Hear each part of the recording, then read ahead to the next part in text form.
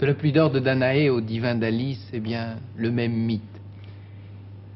Et parmi les mystiques de l'or, les alchimistes forment une longue chaîne ininterrompue.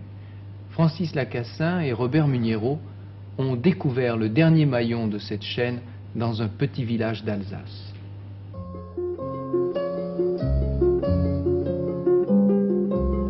À quelques kilomètres de Colmar, loin de la foule, près de la nature, un alchimiste, Armand Barbeau. Un alchimiste qui ne cherche pas à faire de l'or, mais à l'utiliser à des fins humanitaires.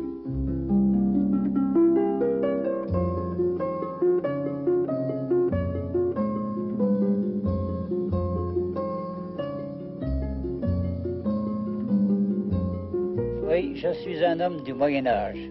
Tout au moins, c'est ce qu'on me dit lorsqu'on vient voir mon laboratoire, étant donné que nous utilisons des appareils qu'on fait nous-mêmes et qu'on procède par des moyens qui sont tout à fait différents de ce qu'on utilise aujourd'hui. Ce que nous cherchons, ce n'est pas à faire de l'or, comme les alchimistes le cherchent actuellement. L'or, c'est une chose qui ne nous passionne pas, mais notre recherche, c'est surtout la médecine universelle.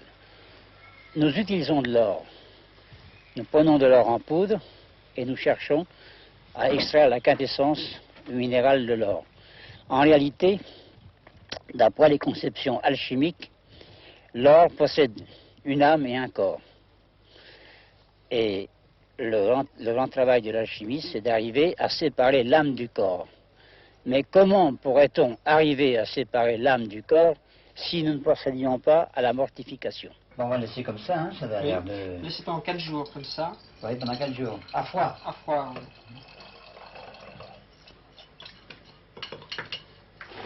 Puis dans 15 jours, on brûlera, on enchaînera. On va passer quand même 3 fois les eaux dessus. On peut avoir les liqueurs dans un mois. Oui, dans un mois. Oui, c'est ce qu'il faut. On va le dire sur l'or ou sur l'argent? Sur l'or. Sur l'or. Parce que c'est une temps solaire. Ah oui, analogie avec le Ah soleil. oui.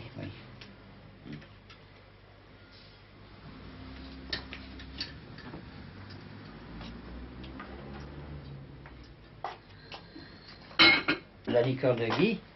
Oh, Guy est même assez belle, hein. Non, elle est bien colorée. Oui, elle est bien. Oui. Je pense que... Elle fait 11,9 de pH. 11,9 de pH, oui, ça va, c'est suffisant. Oui. On est parti sur une base tout à fait naturelle, qui est la terre. Une terre qui a été ramassée au milieu de l'hiver, au moment où la nature est reposée, au moment où toutes les forces énergétiques sont intériorisées.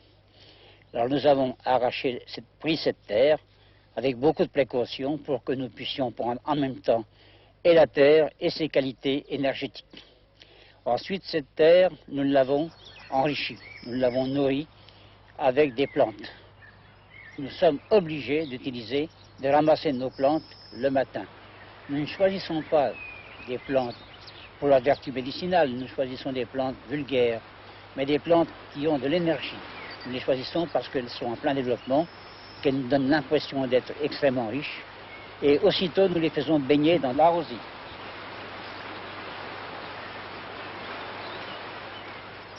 Elles se ramassent surtout à l'aurore. Et comme indication précise, nous ne nous basons pas sur la montre, mais sur le chant des oiseaux.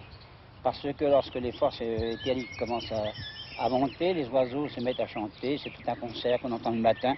Et ce concert est d'autant plus important si le temps est serein, s'il est beau, et on a l'impression que les oiseaux chantent pour exprimer leur reconnaissance à la nature.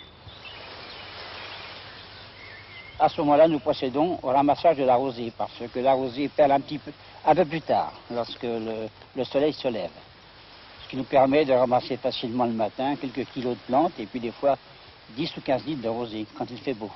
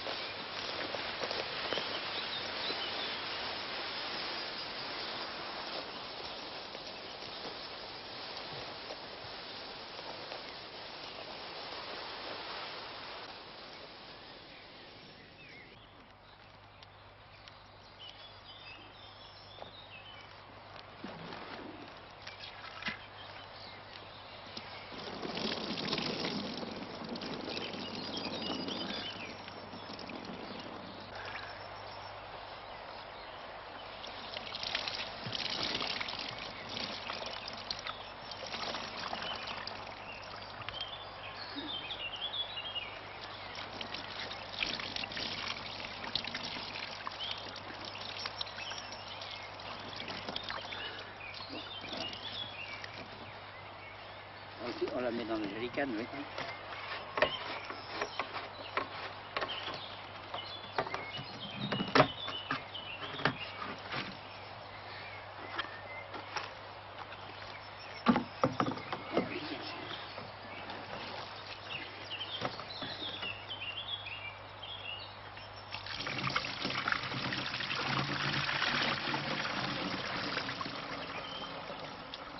Bien, j'ai 21 ans, je m'appelle Alexandre et puis ça fait à peu près 3 ans que je travaille dans le laboratoire avec mon père. J'ai senti une sorte de vocation pour l'alchimie. J'aime bien la nature et puis le matin je me lève, je vais chercher mes plantes, je ramasse ma rosée, et j'aime ça, je sens bien qu'il y a une communion entre moi et la nature. Je sens, lorsque je prends une plante, je prends toute son énergie. Ces jours-ci, j'ai été chercher du gui, des feuilles de gui. Des feuilles de gui, je voulais ramener du gui de chêne, du gui d'orme, du gui de... Mais j'ai trouvé que du gui de pommier, du gui de poirier. Parce que le gui de chêne, c'est très difficile. Alors j'ai ramassé des feuilles de gui, je les ai broyées et je les ai fait macérer dans de l'alcaès, dans de la liqueur vierge. Et maintenant, je vais les faire fermenter pendant 40 jours dans une étuve à 40 degrés. Ensuite, je prendrai les bocaux, je vais les mettre dans l'alambi, faire digérer à la terre tout ce qui est végétal, distiller, humecter, sécher. Je vais faire ça, c'est trois fois ces opérations. Oui.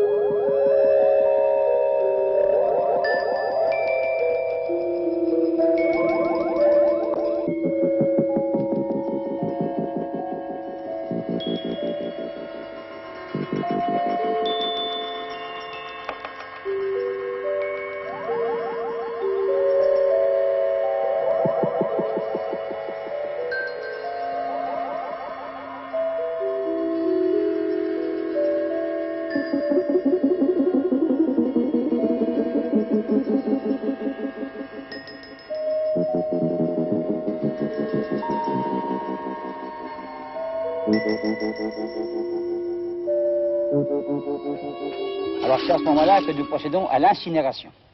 On prend cette terre et on la met sur un four qui chauffe à 700 degrés de température, 700-750 degrés environ, pendant plusieurs heures. Et toutes les matières combustibles sont réduites et il ne reste plus qu'une cendre. Cette cendre contient les sels. Et ce sont les sels qui sont dans cette cendre qui vont nous servir pour faire les liqueurs qui nous intéressent. Et alors là, nous procédons à la coction. Alors donc, on met en coction une partie de cette terre, de la rosée distillée et un peu de poudre d'or. Voilà le résultat final que nous obtenons. C'est la liqueur d'or potable. Nous l'obtenons après 3 mois d'effort. En une année, il nous faut ramasser quelque chose comme 1 tonne et demie de rosée.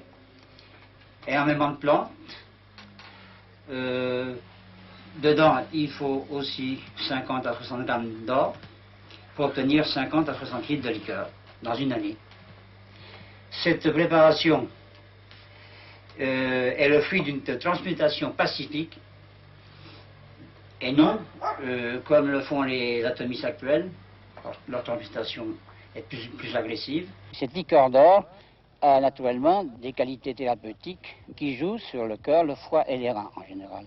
Sur tout ce qui est circulation et une action équilibrante au point de vue cardiovasculaire. Et depuis une dizaine d'années que cette liqueur est faite, nous continuons à en fournir certains médecins qui l'appliquent sous leur responsabilité et qui obtiennent de très bons résultats.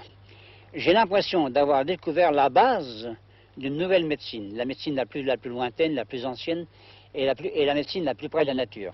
Et je connais des jeunes qui s'intéressent aussi à ces questions et j'espère travailler un jour en collaboration, en communauté avec ces jeunes, en rencontrer beaucoup et pour pouvoir continuer l'œuvre de mon père et de l'améliorer.